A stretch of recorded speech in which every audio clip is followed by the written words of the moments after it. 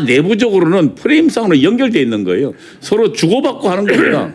그래서 가장 중요한 건 이 정광훈 목사님과 광화문 외국운동을 우리 국민들로부터 단절시키려고 하는 거죠. 네. 그러나 그 시도는 지금 벌써 뭐 10년간 해왔는데 실패했잖아요. 앞으로도 실패할 겁니다. 아니 황 장로님, 네. 내가 우리 집 압수수색 당했잖아요. 예. 그 압수수색 당한 사람이 결국은 나를 조사했단 말이야. 예. 예. 압수수색에 온 사람이. 예. 예. 예. 근데 압수수색 했는데 증거물을 못 찾았거든. 못 찾았다고 확인서를 써줬지 않습니까? 써줬잖아요. 예. 그런데 나를 보고 또 조사받으러 오라 그래서 내가 2번 조사받으러 갔단 말이에요. 예. 처음에는 3시간 조사받았고 이번에는 아이 다시 찔끔찔끔 부르지 말고 오늘 끝장내자 그랬더니 7시간 조사받았잖아요. 제가 7시간. 네. 7시간 조사받았는데 근데 언론들이 또 선동을 하는 거야. 목사님 저기에 나오네. 아까 다시 한번 한번 비춰봐요. 거기 좀 키워봐. 왼쪽 거 사택 키워봐요. 그 밑에 압수 개봉하여 수색하였으나 혐의 관련 증거 등이 없었음을 증명합니다. 아, 제들이 딱 정확하게 했네요. 아 근데 혐의가 뭘 있기는 뭘 있어. 글쎄, 있어야지. 이게 그 자기들이 형성까지 써줬으면서도 예. 나는 이에 청와대 저기 용산에 있는 민정수석실이요. 민정수석실이요. 예. 민정수석실에서 계속 정광훈 구속시키라고 압력을 넣는 것 같아요. 그럼요. 윤석열 대통령이 그 현역 시절 때는요.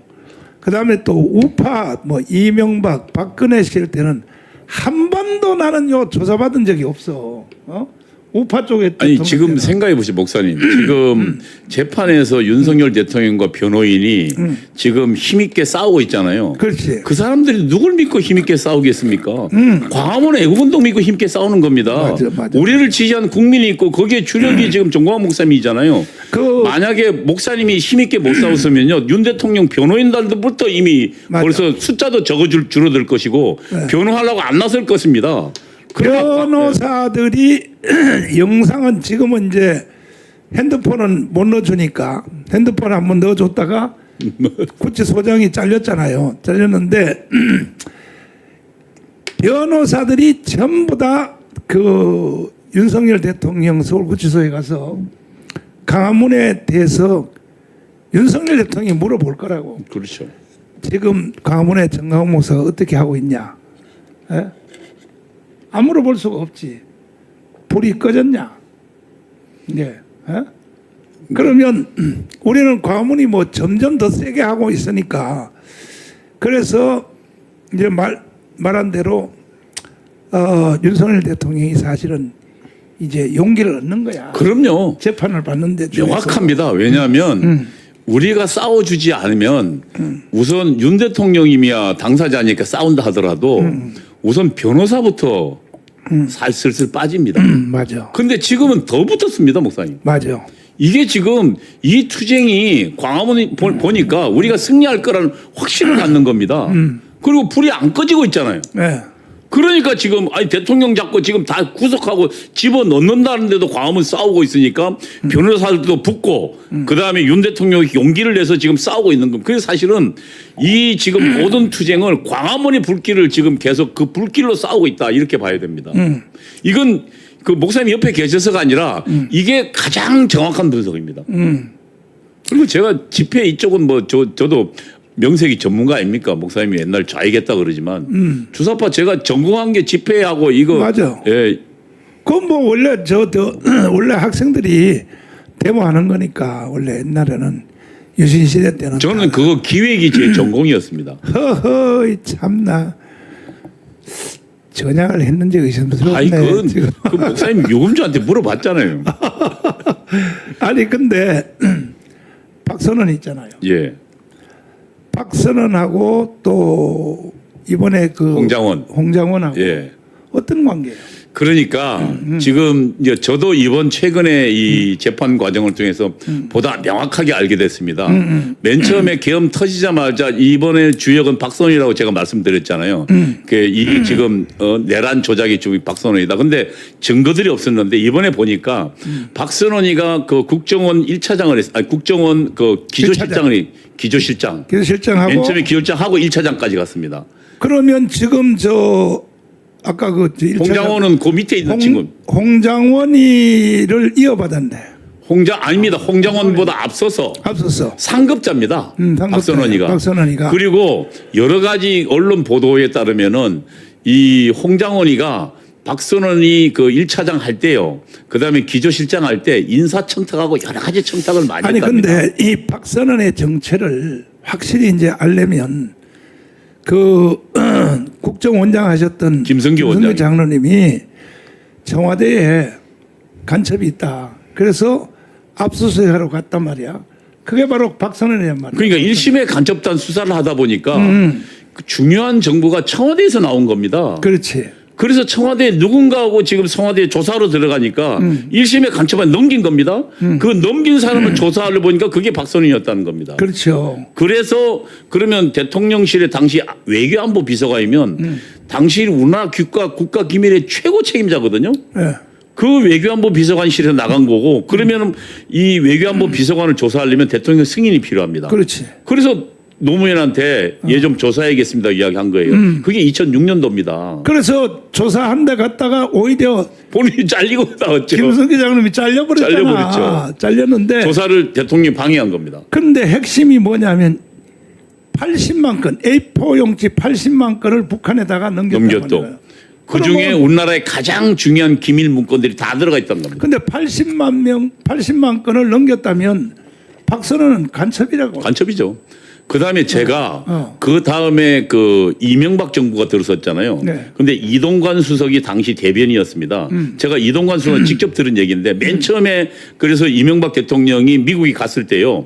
부시 대통령이 이제 당신들하고는 정보 교류를 하겠다. 왜냐하면 그전 정부는 그러니까 그전 정부가 문재인 정부 뭡니까 노무현 정부입니다. 네. 이 정부 때는 실시간으로 정보가 흘러가서 정보 교류를 안 했다는 겁니다. 맞아. 나도 알아요. 그거 기억나요. 예. 그래서 이동관 수석이 이 정부 이제 당신이 이명박 정부 들어섰으니까 맨 처음 정상회담으로 가니까 이제는 정보 교류를 하겠다고 하답니다. 그것도 사실은 그 미국의 정보 그를 이제 한국한테 넘겨준 것도 결국은 김성규 장로님이요. 네. 국정원장 이제 잘리고 난 뒤에 목사님 되게 친하셨잖아요, 김승규 장로님. 그렇죠, 아주 친했죠. 근데 저도 목사님이 불러서 가보면 김승규 장로님하고 같이 있었던 때가 여러 번 있었습니다. 목사님이 김승규 장로님 변호사 사무실에서 저를 부르기도 하셨고요. 맞아. 그런데 김장한 어른을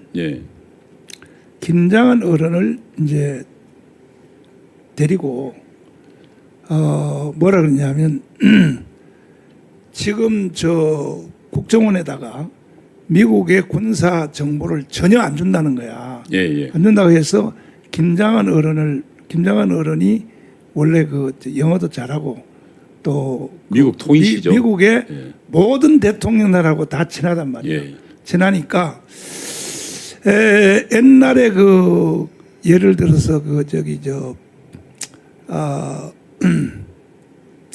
미국의 대통령들이 당선되면은 조영기 목사님한테 대통령 취임식을 이제 갈 때에 그 사람이 대통령이 어느 대통령이 되든지 간에 대통령이 되면은 그 사람이 제일 좋아하는 성경 구절이 뭔지를 그러니까 부시가 될 때는 뭐냐 선한 사마리아 비유 있잖아요.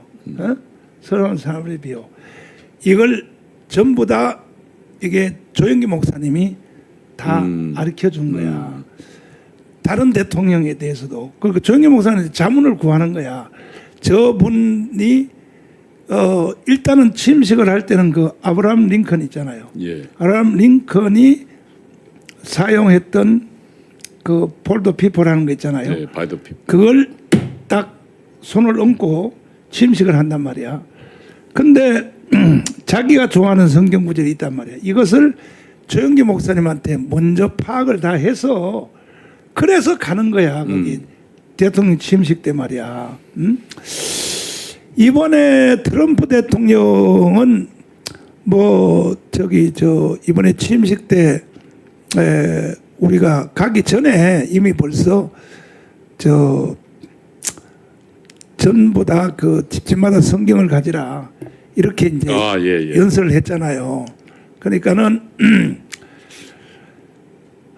그래서 결국은 이제 그 대한민국이 오늘까지 유지가 됐는데 참 내가 볼 때 이재명은 전쟁 없이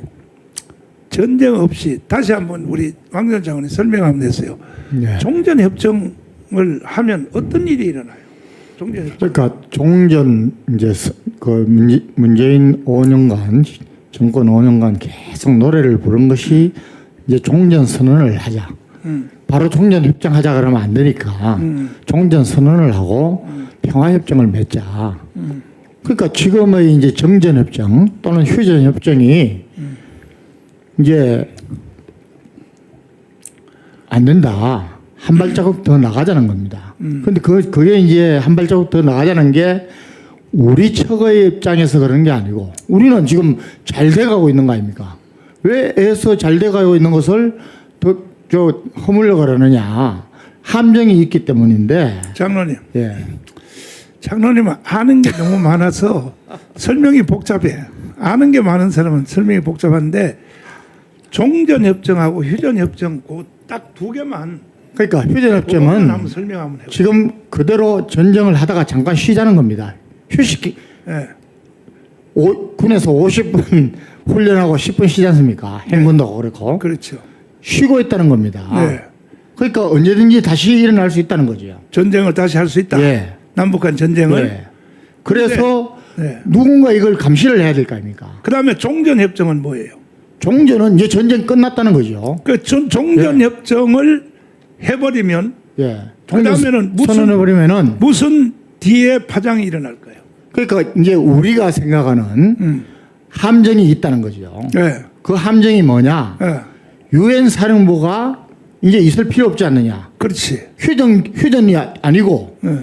전쟁 끝났다고 선언을 했고 네. 이제 평화협정 맺으니까 유엔 사령부가 왜 있느냐? 명분 없지 않느냐? 네. 유엔 사령부 해체해라. 네.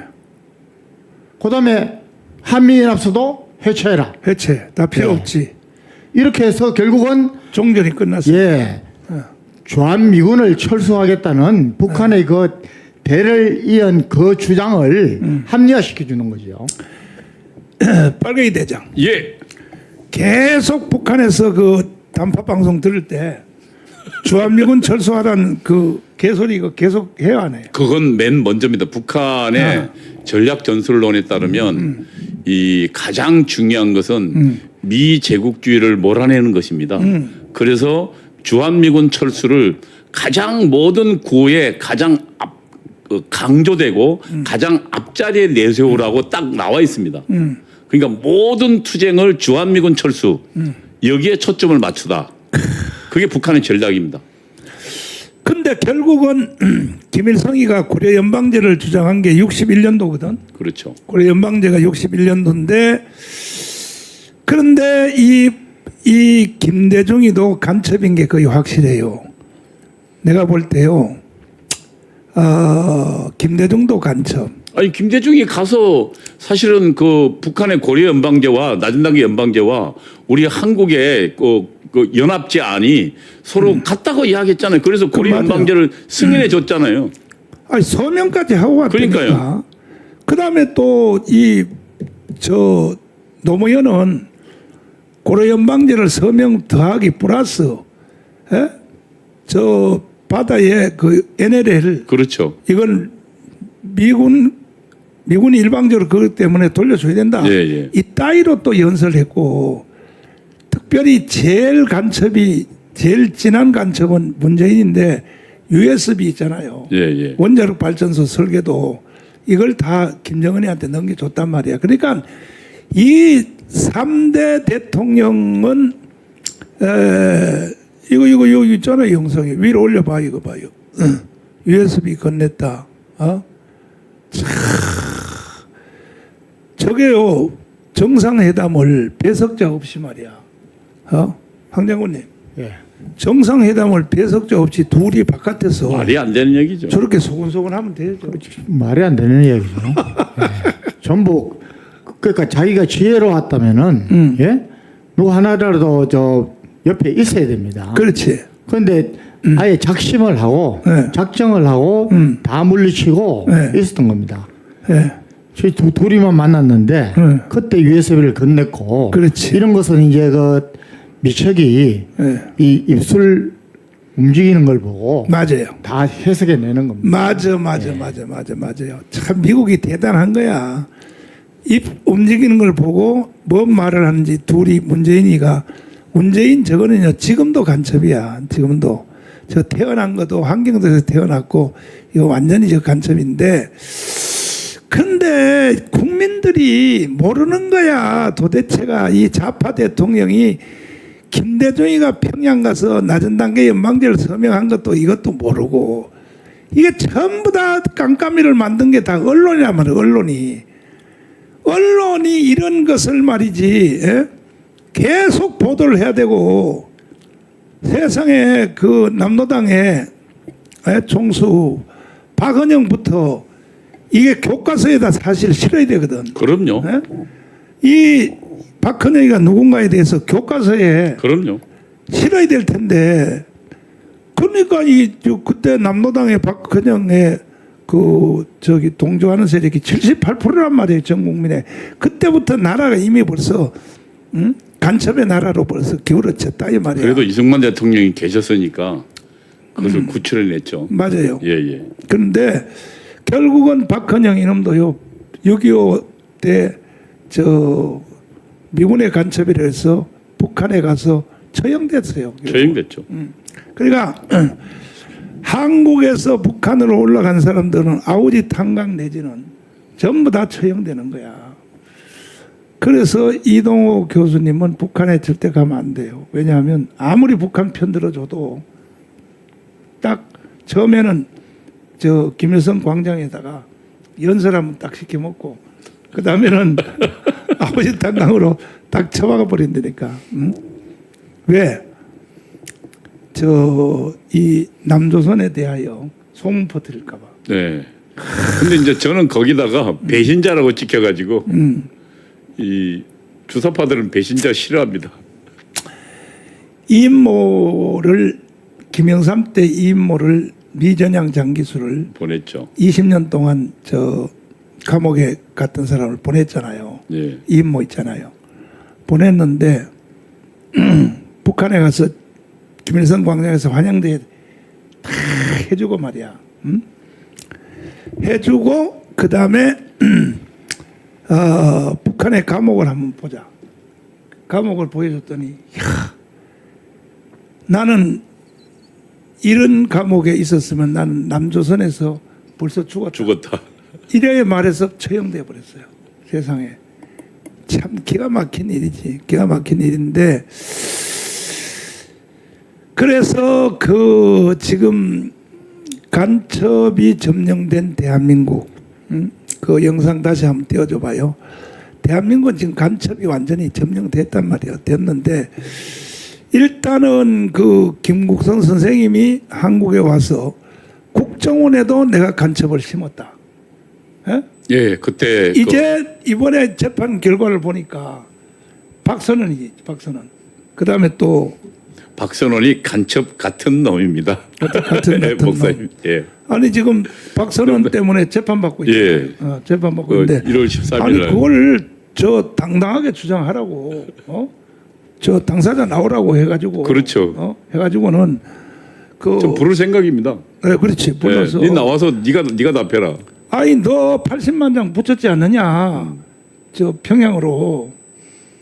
본인은 뭐 관련 없다고 부인하더라고. 왜냐하면 수사를 못했으니까요. 노무현이 반대해서. 참 아니 그리고 결국은 저 국정원에 돌아와서 확인했어요. 80만 장 보냈다는 것에 대해서 A4 용지로 80만 장 보내는 것에 대해서 이제 그 비밀이 그러니까 그 뭡니까 그 암호를 풀면서 정말 기적적으로 암호를 풀면서 그래서 그 전모가 다 드러나게 됐죠. 1심의 간첩단에. 그렇지 위로 올려봐요. 그래서 김국선 선생님이 국정원에도 내가 간첩 심어놨다. 예. 이걸 보니까 결국은 이게 박선원이니까 박선원. 그 다음에 이번에 또 그 드러난 홍장원. 홍장원 박선원의 포섭된 친구입니다. 부서된 그래서 국정원에도 심어놨다. 그 다음에 청와대도 심어놨다. 그리고 군대도 내가 심어놨다. 근데 황장훈님 그 간첩으로 대위가 윤석열 대통령 시절에 국방부에서 예, 있었습니다. 잡혔잖아요. 문서 예예. 응. 예. 있습니다. 아, 저는 군대 내에 네. 뭐 저 사법부의 김일성 장학생처럼 분명히 있었다고 봅니다. 가장 중요한 데인데, 아, 그러고 또 이제 좌파 그 진보 정권이 들어서면은 네. 항상 이 저 정보기관 네. 보안사를 이름을 바꾸기도 하고 해체하고 또 다른 걸 세우기도 하고 이번에도 지금 기무사 해체하고 뭐 또 따로 세웠지 않습니까? 그러니까 이런 것들을 다 이런 것 맥락을 다 없애는 겁니다. 그 정보기관이나 네. 이 군대나 네. 검찰이나 사법부는 정치권에서 아예 손을 못 대도록 해야 됩니다. 박선원 같은 친구가 어떻게 저 국정원에 저 1차장이 돼. 1차장. 1차장 됐다니까요. 나중에 아니 그러니까요. 국장 됐다가 거쳐서 저 1차장 됐다니까요. 그리고 이제 그 국가보안법 이런 것은 사면도 없애버리고 아예 못을 박아야 됩니다. 맞아요. 국가반역죄인데. 그래서 이번에 그 홍장원이가 우리 저기 시청자 중에서도 궁금한 거 있으면 댓글로 올려주세요. 내가 해설을 다 해줄 테니까 궁금한 거 있으면 다 해주는데 이번에 그 홍장원이가 그 저 윤석열 대통령 그 앞에서 예. 그 증언하는 걸 보니까 예. 이야 이게 세상에 대통령 앞에 뭐라 하냐면 피고라고. 피고인. 근데 나중에 너무 미안하니까 나중에 가서는 또 90도 더 인사하고 또 나가고 말이야. 뭐 완전히 그냥 그 이야 참. 그리고 심지어 제일 나쁜 말이 뭐냐면 부하에게 뒤집어 씌우는 거 아니죠? 이렇게 말하는 거예요. 아니, 그러니까 대통령은 자기랑 그런 내용을 통화한 적이 없거든요. 아, 여기 나오네. 위로 한번 위에 띄워봐요. 부하에게 책임을 전가하는 거 아니죠?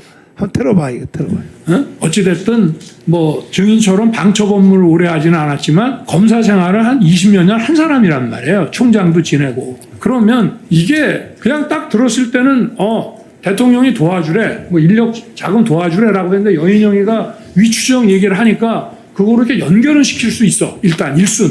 그러나 가만히 생각해 보면 아니 대통령도 저 총장까지 검찰총장까지 지낸 사람인데 저 양반이 도대체 이런 거를 여인영이한테 시키고 여인영이가 저 대통령 지시받아 이런 거를 저 증인한테 부탁한다는 건 이게 좀 연결이 좀 잘 안 되지 않습니까? 어떻습니까? 그 당시 느낌. 예. 그러면 여인영 사령관이 독자적인 판단으로 14명의 정치인이나 이런 사람들을 체포하려고 시도한 겁니까? 아니, 그러니까 그 얘기는 우리가 지금 계속 해왔고. 그게 핵심입니다. 아니, 그러니까 그거는 뭐 제가 지금 아까 물었잖아요. 예. 이 얘기를 딱 들었을 때 여인영이 이게 아니 방첩사령관이라고 그러면 기본적으로 뭐 수사를 좀 알아야 되는데 아니 이거 도대체 통신사 위치 추적 영장 없이 해달라는 거 보니까 이 친구 이게 도대체 뭘 아는 놈인가 이래갖고 무슨 체포라는 업무를 하겠나라고 지금 생각을 했다고 그러셨는데 그러면 그거를 이제 대통령이 지시했다고 이해를 했다는 거 아니에요. 그러면 대통령도 뭐 다 아시잖아. 검사 생활 오래 한 거. 근데 그게 일수는 그런 생각은 들 수가 있어. 그러나 다시 한번 생각해 보면 야 이게 대통령이 지시해서 위치 추적 같은 거를 하게끔 한다는 게 곰곰이 생각해 보면 좀 어색하고 좀 이상하지 않았냐는 걸 묻는 거예요, 그냥. 예. 답할까요? 예? 대통령이 지시하지도 않았는데 네. 일개 군의 삼성 장군인 밤척사령관이 이재명 야당 대표, 우원식 국회의장, 한동훈 여당 대표를 체포 구금해서 방첩사 구금시설에 구금하고 심문하겠다고 하는 거는 그러면 방첩사령관 혼자 그 생각이란 얘기하는 것이 말씀이십니까? 아니고 아니 그게 요지입니다. 그 요지인데 예. 그거는 이제 우리 증인의 요지고 네. 근데 우리가 이제 공통적인 측면에서 이제 얘기를 하면 아까 예. 얘기한 것처럼 여인영 방첩사령관도 증인한테 이런 실시간 위치 추적 부탁하는 거 보니까 이 친구 이거 좀 이상하네라는 생각이 들었으면 피고인 부하에게 책임을 전가하시는 건 아니죠? 아니 그 얘기를 하는 게 지금 자, 아니에요. 그만. 진짜 이거 아니, 이게- 연색이에요. 동문서답하고 있잖아. 예. 거꾸로 공격하고 있잖아요. 아니 그러니까 지금 아니 물어보는 거는 대답 안 하고. 아니 그러니까 대통령이 물은 건 아주 시퍼래 이 말입니다. 야, 내가 그래도 대통령이 수사검사 20년에 그다음에 검찰총장을 한 사람인데 그런 지시를 했겠냐? 네가 상식적으로 보면 그런 지시를 여인영 입에 나온다는 게 이게 이해가 되냐라고 물은 건데 그렇지. 역으로 지금 공격하는 겁니다. 그럼 지가. 뭐라 하냐면 부하에게 뒤집어쓰는 그럼 거. 예, 그러니까 자기 이야기는 그럼 여인영 지가 혼자 했단 말입니까? 그걸 여인영한테 여인영도 사실은 위치 추적 이야기를 했다는 거지 위치 확인 요청했다는 거지 무슨 체포 이런 이야기 한 적이 없거든요. 이야, 참 기가 막혀. 그리고 저놈이 쥐가 무슨 저 판사도 아니고 네. 검사도 아니고 어? 아니 박선원 정권 잡은 애들이 자기 뒤에 있다는 거 아닙니까? 뿌락지가. 아니 증인으로 피고인이라 할 수 있어죠? 아니 그러니까 지금 혁명이 완성됐다고 생각하니까 예? 진짜 사가지. 근데